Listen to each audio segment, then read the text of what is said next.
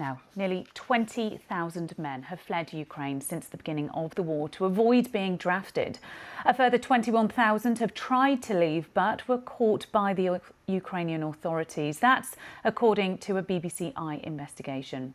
Since Russia's invasion, Ukraine has banned men of fighting age from leaving the country unless they have a valid exemption. Zana Bezpiachuk has more on how some men are managing to escape with the help of corrupt officials. Stopped by border police, the men are ordered onto their knees.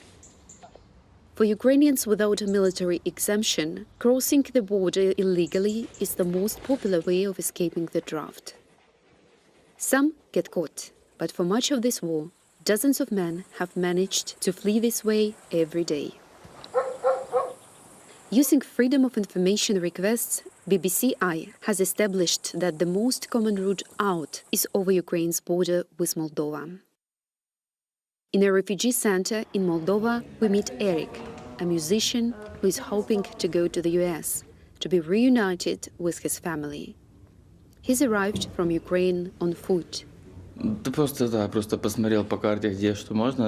I just looked at the map. I heard rumors about where to go, took a risk, and it worked out. Eric says he has a serious health condition, but wasn't granted a medical exemption, commonly known as a white ticket. I tried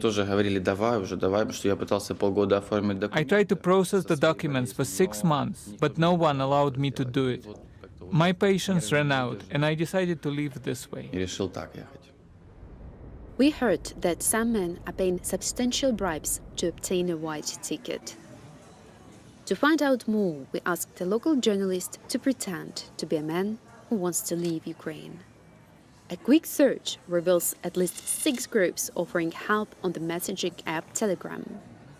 Our undercover journalist contacts one of them and is soon offered a white ticket.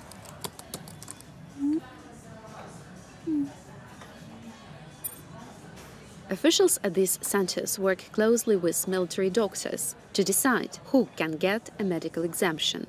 They send me an example of this white ticket. For me, this document looks real. Probably they know somebody at that office, so this is corruption. The BBC showed its findings to a senior politician from the ruling party.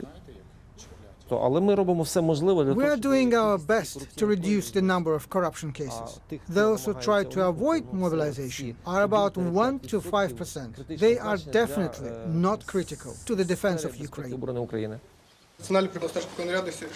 Ukraine doesn't release official figures on the size of its army, but says it has over 800,000 troops.